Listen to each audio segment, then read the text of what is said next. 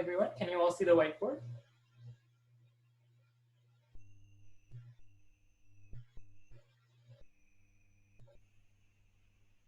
Okay, what were your answers for the first question?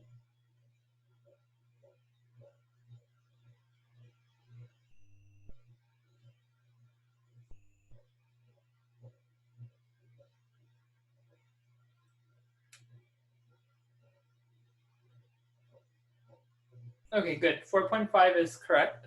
Ishan, can you explain? Yeah, okay. So I just used harmonic mean to solve this one. So I didn't really worry about the 6-hour time. I just used the 9 and 3. And then the formula for harmonic mean is 2ab over a plus b. So then you get 54 over 12.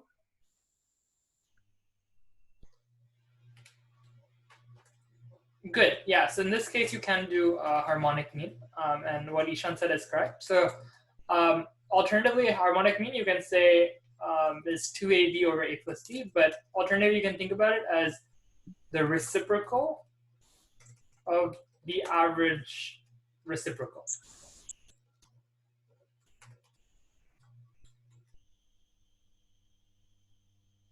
So in this case, you can take 1 over a, 1 over b. If you average these, you get 1 over a plus 1 over b divided by 2. And then if you take the reciprocal of that, gives you the harmonic mean. And that's the same as this 2ab over a plus b. And in this case, we'll see, like Ishan said, it's 54 over 12, which is 4.5. So good. This is one way of doing it. Did anyone do it any different ways? Any other ways?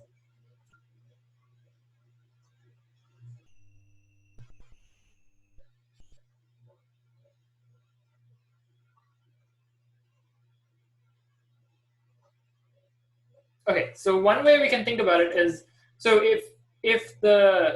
kind of leaving the house we know is 9 miles per hour, and coming back to the house is 3 miles an hour.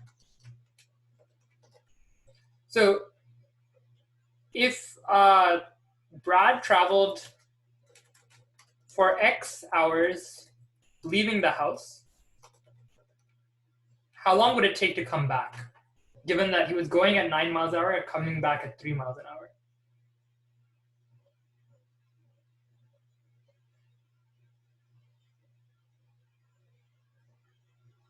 So his speed was 3 times as fast. So how much longer will it take to come back?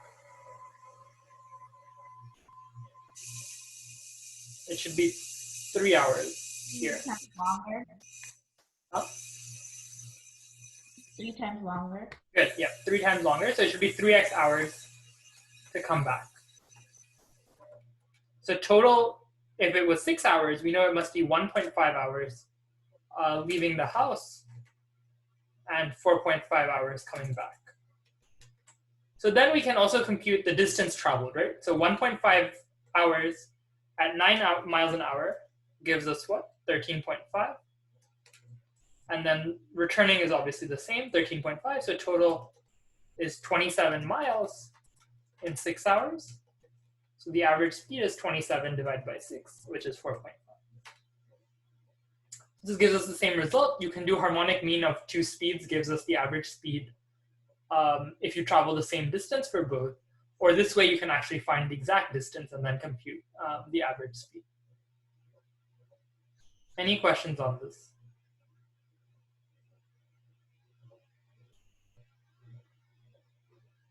Okay, let's move on to the next question.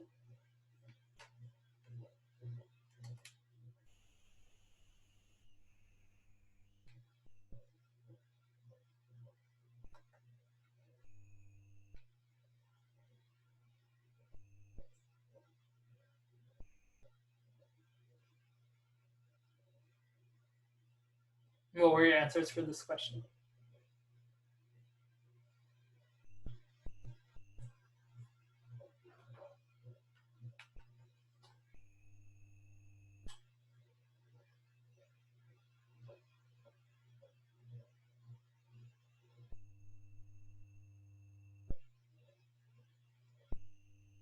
Okay, good.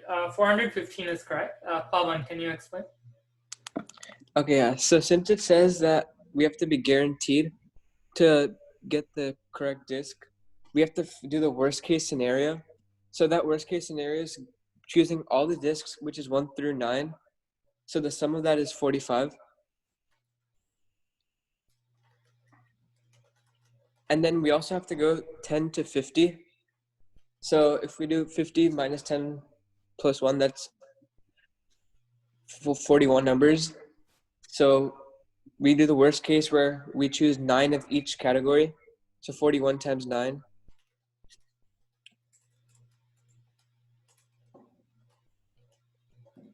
So 41 times 9 is 369. So when you add them up, you get 369 plus 45 equals 414. And then the next draw is going to be the 10th choice, which is the minimum. So if we do plus 1 equals 415. Good. Yep. So this is correct. The key idea here is that we want the minimum number of disks to guarantee that you have 10 disks of the same label. So in the worst case, you could get all of the disks, like all the types, and up to 9 of each, but you don't get a 10th one of any type. So that's kind of the worst case here. So first of all, you could have all the disks 1 through 9. There's no 10 disks of any of those. So you could just pick all of them theoretically first. So that's 1 plus 2 plus 3 up to 9. And we looked at this before. 1 plus 2 plus up to some n has this formula n times n plus 1 over 2. So we get 9 times 10 by 2 is 45. Now, if you look at 10 through 50, there are 10 disks of each of those. If we get the 10th one, then we're good. We had the 10 disks of the same label. So to avoid that, we can have 9 disks of each one. So of 10, 11, 12 up to 50, so there's 41 labels there, 50 minus 10 plus 1, including both 10 and 50. So 9 of each of those is 41 times 9 is 369. So this gives us the maximum possible disks we could have picked without having 10 disks of the same label. So the next one that we pick has to be a 10th one that satisfies. So 369 plus 45 is 414, plus this extra one is 415. Any questions on this?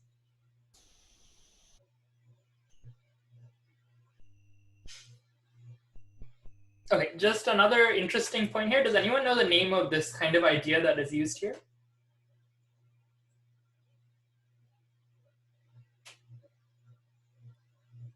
Good, yeah, this is called the pigeonhole principle. And the idea is really simple. It's like if I have 3 holes and 4 pigeons, and every pigeon has to be in some hole, there must be a hole which has more than one pigeon.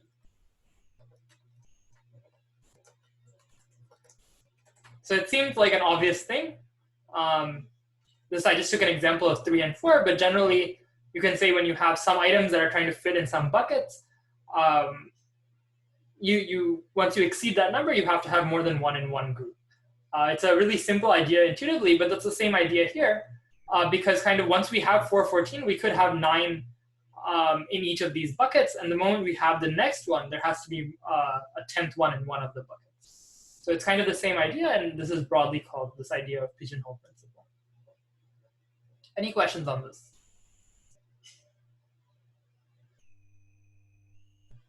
Okay, let's move on to the last question.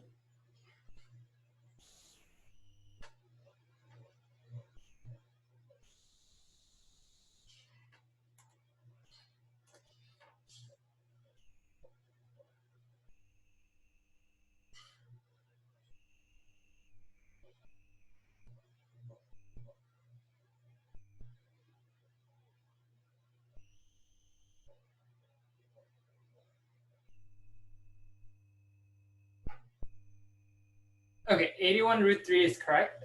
Ishan, can you explain? Yeah, okay, so first I wrote down a sphere inscribed in a cube. And then and then the corner to corner of the cube is 9 because the radius of the sphere is 9, which makes the two like opposite corners 9. So then I could substitute x for a side of the cube, and I can use a Pythagorean theorem to try to find. Can I draw this? Because it's hard to explain. Sure. Okay. Let's see.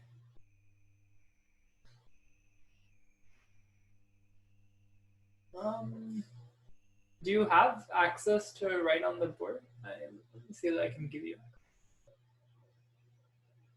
No, I can just write it on my notebook. Okay, yeah, you can turn on video and show it. If you click view options when it says you're in Joshna's place, So basically, this is all it is. So you take a cube like this.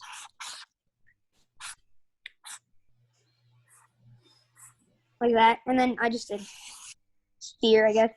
And then basically here, this corner to this corner is 9. Like that. And then so I can substitute x for this, x, and now I have to find this, right? So you can do x here because it's a cube, x here, and then you have to use a Pythagorean theorem to try to find this. You get x squared plus x squared equals root 2x squared. So basically, root 2x squared is that. And now you're trying to find this x. You want to find the value for that. So now you do x plus x squared plus 2x squared equals 81, because you have to square everything. And then you get 3x squared equals 81. And then x squared equals 27. And then x equals root 27. So you found x now, and it equals root 27. Root 27, so it's a cube, right? So you have to do root 27 times root 27 times root 27, which equals 27 root 27, which simplifies into 81 root 3. Good. Yep, that's correct. So yeah, let's just quickly summarize this. So good. What Ishan first did was you have a sphere inside a cube. So if the cube edge length is 9, then you know that the sphere diameter is also 9. So you can see this in this example picture here. If I just look at the cross section in the middle, the square is like the outside of the cube. The circle is the sphere inside. So the sphere diameter is 9. Now the more interesting portion, and that's where Ishan used the Pythagorean theorem, is then how do you find the side length of the inside cube that's kind of within this? So I'm not looking at this in 3D, so it's a little bit, it's not as clear, but this cube, actually you have to think about where are the farthest points in this cube. And the farthest points in the cube will be equal to the length of the diameter of the sphere. So what would be the farthest lengths, the farthest points in a cube? And let's just draw a cube below here, like Ishan did. So if I have a cube,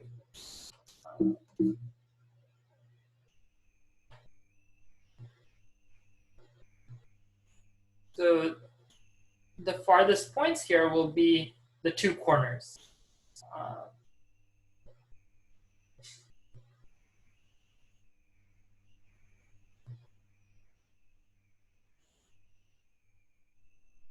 So if I have this point to this point, this would be the farthest 2 points in this cube. And this should then be equal to the diameter of the sphere. So basically we want to know what the length between this corner and this corner is in terms of, let's say the side length is x. So there's a few ways of doing this. One is you can use the Pythagorean theorem. So you can find first the diagonal here between these 2 points. that's a right triangle with this being x, this being x. So you'll find that then this is x root 2. And then you can find, again, Pythagorean theorem using this, this, and this. I can draw this. So if you connect these two, this is the space diagonal.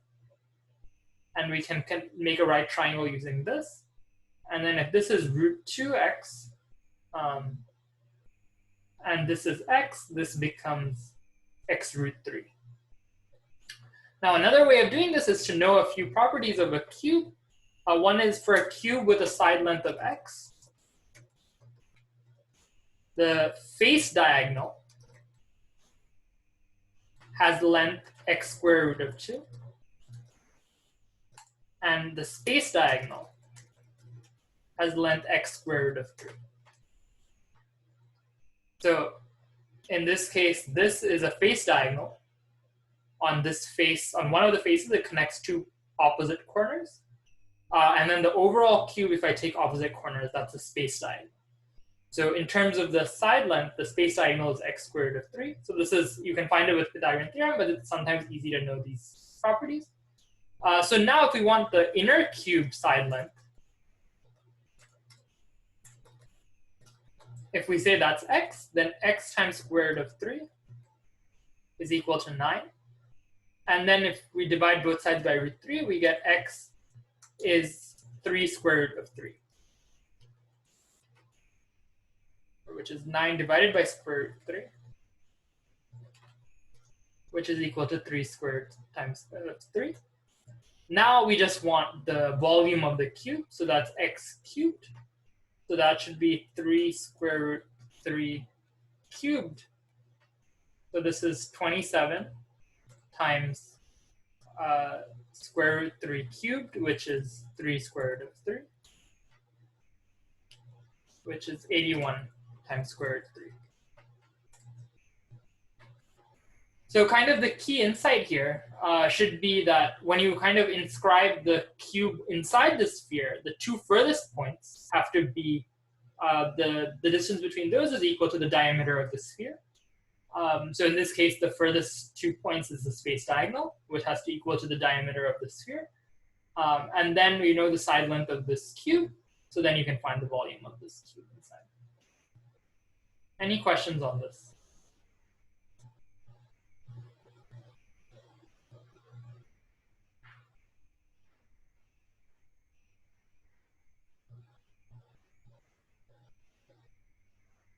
Okay, then that's it for today's class. We'll see you all next week. Thank you. Thank you. Thank you. Yeah.